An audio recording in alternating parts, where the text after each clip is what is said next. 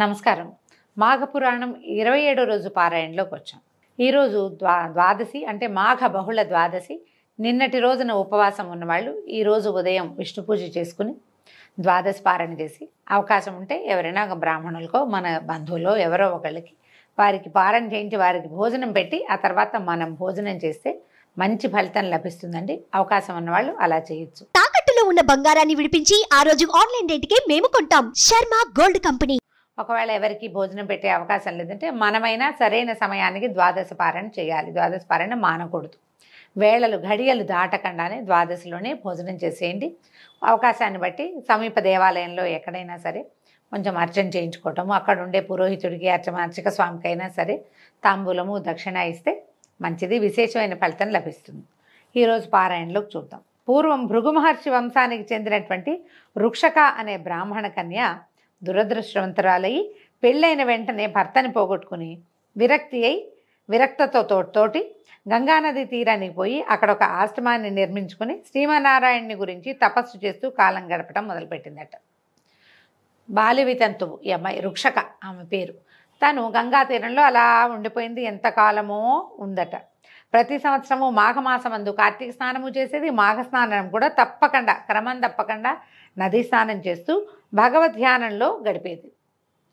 ఆ తర్వాత ఇలా చాలా సంవత్సరాలు చేయటం వల్ల ఆమెకి ఎన్నోసార్లు మాఘమాస స్నాన ఫలితం చేయటం వల్ల ఆ ఫలితం లభించింది, విపరీతమైన ఫలితం లభించిందట.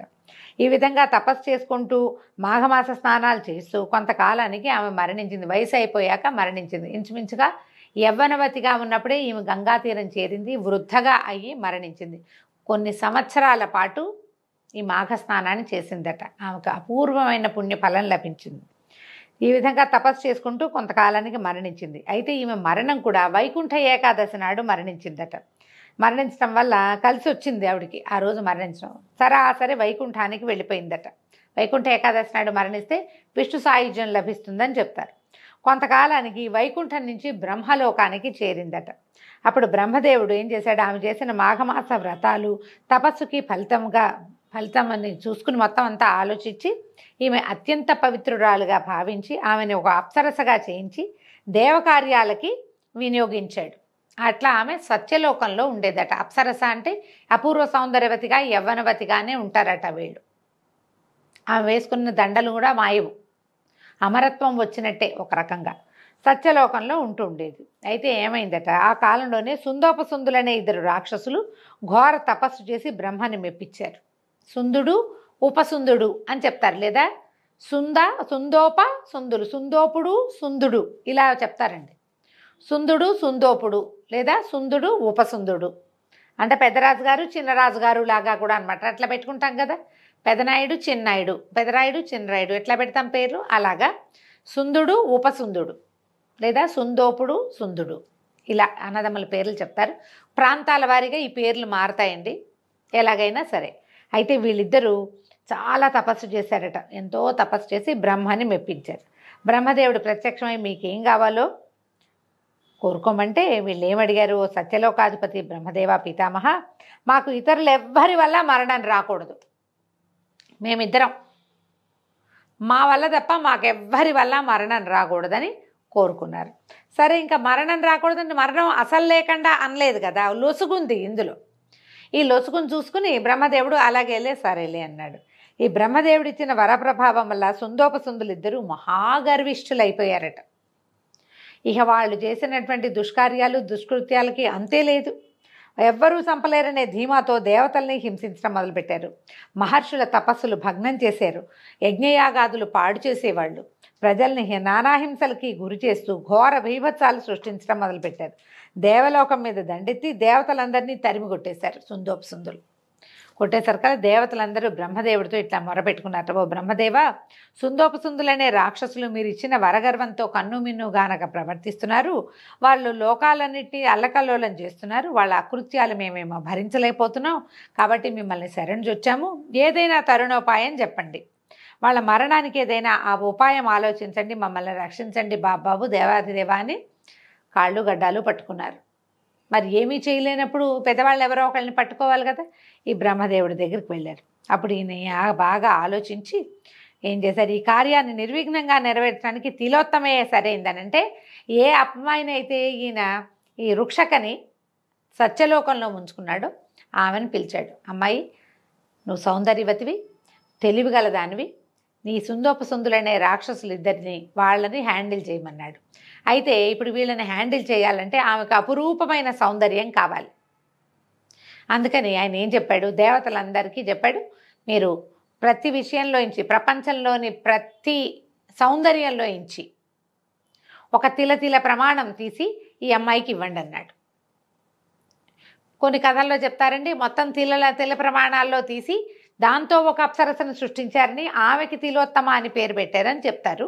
అయితే ఈ రుక్షక కథ చెప్తున్నారు, మాఘమాసం మహాత్యం వల్ల ఆమెకి అవకాశం వచ్చిందని ఇందులో చెప్తున్నారు. ఇలాంటి కథ కూడా ప్రాచుర్యంలో ఉన్నది. అయితే దేవతలందరూ ఏం చేశారట, భూమి నుంచి, చెట్ల నుంచి, పంచభూతాలన్నిటిలోంచి, తర్వాత ప్రపంచంలో ఉన్నటువంటి, ప్రకృతిలో ఉన్నటువంటి మహాద్భుత సౌందర్యవంతమైన వస్తువులన్నిట్లలోంచి తలా ఒక తిలాశేషం, తిల అంటే నువ్వు గింజంత సౌందర్య విశేషాన్ని గ్రహించి అదంతా ఈ అమ్మాయికి పోగు చేసి ఇచ్చారు. ఆ సౌందర్య విశేషాన్ని ధరించిన ఈ అమ్మాయి మహాద్భుత సౌందర్యవతిగా మారింది. రుక్షక పేరు నుంచి ఆమెని తిలోత్తమగా చేశారట, అప్సరసగా మారింది. అయితే అప్పటికి ఆయన అప్సరసను చేశాడు, తన దగ్గర ఉంచుకున్నాడు దేవకార్యాలకని. ఇప్పుడు ఈవిడ వ్యక్తుల్ని మోహింపజేయగలిగే పరిస్థితిలోకి వచ్చిందనమాట, సౌందర్యంతో మోహింపజేస్తుంది.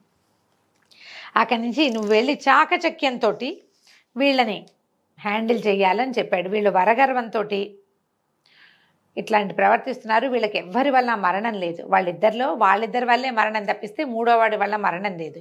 వీళ్ళేమో ఇద్దరు ఇది కలిగిన వాళ్ళంటే అపింత స్నేహంతో ప్రవర్తిస్తారు, ఒకడు లేకుండా ఒకడు ఉండడు. అన్నం కూడా చెరసగం పంచుకుని తినే రకాలన్నమాట వాళ్ళు. అందుకని చాకచక్యంతో ఈ పని చేయాలి, వీళ్ళ దగ్గరికి వెళ్ళమని ఈ తిలోత్తమని భూమి మీదకి ఈ సుందోపసుందుల దగ్గరికి పంపించారు. ఈ తిలోత్తమ బ్రహ్మదేవుని ఆజ్ఞానుసారము సుందోపసుందులున్న అరణ్యానికి ప్రవేశించింది. ఈ మహాద్భుత సౌందర్యవతిగా తయారైన ఈవిడ వీణులకింపైన సుమధుర సంగీతపు పాటలు ఎన్నో పాడుతూ సుందోపసుందులున్నాయి అనేటువంటి రాక్షసులున్న నివాసానికి సమీపంలోనే తిరుగుతూ ఉండేది. అయితే రాక్షసులు ఇద్దరు ఈమె అద్భుత గానానికి ఆకర్షితులై వెంబడబడ్డారు. అద్భుతమైన అపూర్వమైన సౌందర్యంతో వెలిగిపోతూ మృదుమధురమైన సంగీతంతో పాటలు పాడుతున్నటువంటి ఆ అమ్మాయిని చూసి ఇద్దరూ వ్యామోహంలో పడ్డారు. నన్ను పెళ్లి చేసుకుంటే నన్ను పెళ్లి చేసుకొని ఒకడు లేకుండా ఒకడు ఆ అమ్మాయి వెంటపడ్డారు మొదట. తర్వాత ఏం చేసుకుంటానంటే నేను చేసుకుంటానని ఇద్దరూ బాదులాటకు దిగారు. ఆమె వెన్నంటి తిరిగేవాళ్ళు. ఎవరినైనా ఒకడిని ఒప్పుకుంటే మళ్ళీ రెండో వాడికి ఏం చెప్పాలి? సరే తిలోత్తమ ఏంటంటే ఇది మనకు కావాల్సిన అవకాశం చిక్కిందనుకుని, ఓ రాక్షసులారా, నాకేమో మీ ఇద్దరిని వరించాలనే ఉంది, మీ ఇద్దరిని సమానంగా ప్రేమిస్తున్నాను, నాకు మీరిద్దరూ ఇష్టంగానే ఉన్నారు, కాకపోతే మీ ఇద్దరిలో నేను ఎవరిని పెళ్లి చేసుకోవాలి? ఇద్దరిని పెళ్లి చేసుకోలేను కదా. అందుకని నేను నిర్ణయానికి వచ్చాను, మీ ఇద్దరిలో ఎవరు బలవంతులో వాడిని నేను వివాహం చేసుకుంటా. మీ ఇద్దరికీ వరాలు ఉన్నాయి, మీ ఇద్దరికీ చాలా శక్తి ఉంది, చాలా బలమైన వాళ్ళు, చాలా గొప్పవాళ్ళు, మీ ఇద్దరి మధ్య సమానంగా ఆసక్తి ఉంది నాకు, మీ ఇద్దరి మీద కూడా. కాబట్టి మీ ఇద్దరిలో ఎవరు బలవంతులో వాళ్ళకే నేను సొంతం అవుతానని తెలివిగా మాట్లాడింది. వీళ్ళు ఆలోచించుకున్నారు. అప్పుడు ఇద్దరు ఏం చేశారు, నేనే బలవంతుండంటే నేనే బలవంతుండని మొదట మాట్లాడుకున్నారు. ఒకడు కొండలు ఎగరేశాడు, ఒకడు చెట్లను లాగాడు, ఒకడు ఇంకేదో చేశాడు, బాణాలేసి ఎక్కడో ఉన్న చిలకను కొట్టాడు, ఒకడు గద విసిరేసి పైన ఉన్న గద్దను పడగొట్టాడు, ఇంకొకడు నాది బలం అంటే నాది బలమని తమ తమ బలాబలాలు విపరీతంగా ప్రదర్శించుకున్నారు. ప్రదర్శించుకునేసరికల్లా క్రమంగా ఏమవుతుంది, మొదట ఏదో చేతులు మాటలు పెరుగుతాయి, తర్వాత ఏమవుతాయి, చేతులు కలుస్తాయి. ఇక ఆ తర్వాత ఇంకేముంది, బాహుబాహవి యుద్ధం అవ్వాల్సిందే, బాహాబాహి యుద్ధం కావాల్సిందే. అక్కడి నుంచి నువ్వో నేను మన ఇద్దరిలో ఎవరు గొప్ప తెలుసుకోవాలంటే ఇట్లా నేనో పని చేసి నువ్వో పని చేసి కాదు, నువ్వు నేను ఒకే పని చేయాలి, కాబట్టి యుద్ధం చేద్దామని ఇద్దరు ఘోరమైన యుద్ధానికి తలపడ్డారు. గదా యుద్ధము మల్ల యుద్ధము చేసుకున్నారు. ఘోరంగా దెబ్బలాడుకున్నారు, పలు రకాల ఆయుధాలతో పోరాడుకున్నారు. చివరికి కత్తులు చూసి మహాద్భుతంగా ఘోరంగా, మహాద్భుతం అనకూడదేమో, మహాఘోరంగా యుద్ధం చేస్తూ ఏం చేశారు, ఒకరి కత్తికొకరు మరొక ఖండాన్ని ఒకటి కంఠాన్ని ఖండించేసుకున్నారు. అంటే ఎలాగ చెరుకోడొక్కల్లో పొడి చేసుకున్నారు, ఎదురు బదురుగా నిలబడి. అవతలవాణ్ణి జయిస్తే కానీ అమ్మాయి దక్కదు, ఎప్పుడు ఇలాగే జరుగుతుంది కదా. ఇక వీళ్ళిద్దరికీ అంతకుముందే ఈ గదా యుద్ధంలో మల్ల యుద్ధంలో ఎన్నో రకాల దెబ్బలు తగిలినాయి. చివరికి కత్తులతోటి కుత్తికలు ఖండించుకోవటం వల్ల ఇద్దరూ మరణించారు. వాళ్ళిద్దరికీ వాళ్ళ వల్ల తప్పిస్తే ఇతరుల వల్ల మరణం లేదు కాబట్టి బ్రహ్మదేవుడి ఆజ్ఞతోటి తిలోత్తమ ఈ పని చేయగలిగింది. సుందోపసుందులు ఇద్దరూ మరణించడంతో దేవతలు ఎంతో సంతోషించారు. తిలోత్తమని పరిపరి విధాలుగా శ్లాఘించారు. బ్రహ్మదేవుడు కూడా సంతోషించి, తిలోత్తమ, నీ చాకచక్యంతో సుందోపసుందుల పీడను తొలగించావు, దేవతలందరికీ ఆరాధ్యురాలవయ్యావు. ఇదంతా నువ్వు చేసిన మాఘమాస వ్రత ఫలితమే కానీ మరొకటి కాదు.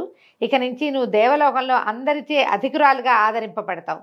నీ జన్మ ధన్యమైంది, వెళ్ళు, దేవలోకంలో సుఖించని ఆమెని దేవలోకానికి పంపించాడు. మాఘమాస స్నానం చేస్తే ఇలాంటి అత్యద్భుతమైన ఫలితం వస్తుంది. దేవతలతోటి సమానంగా జీవించే లేదా చరించే తిరిగే అవకాశం లభిస్తుందని పురాణం తెలియజేస్తుందండి. దీంతో ఈరోజు పారాయణ పూర్తయింది. రేపు ఉదయం 28వ రోజు పారాయణలో కలుసుకుందాం. నమస్కారం.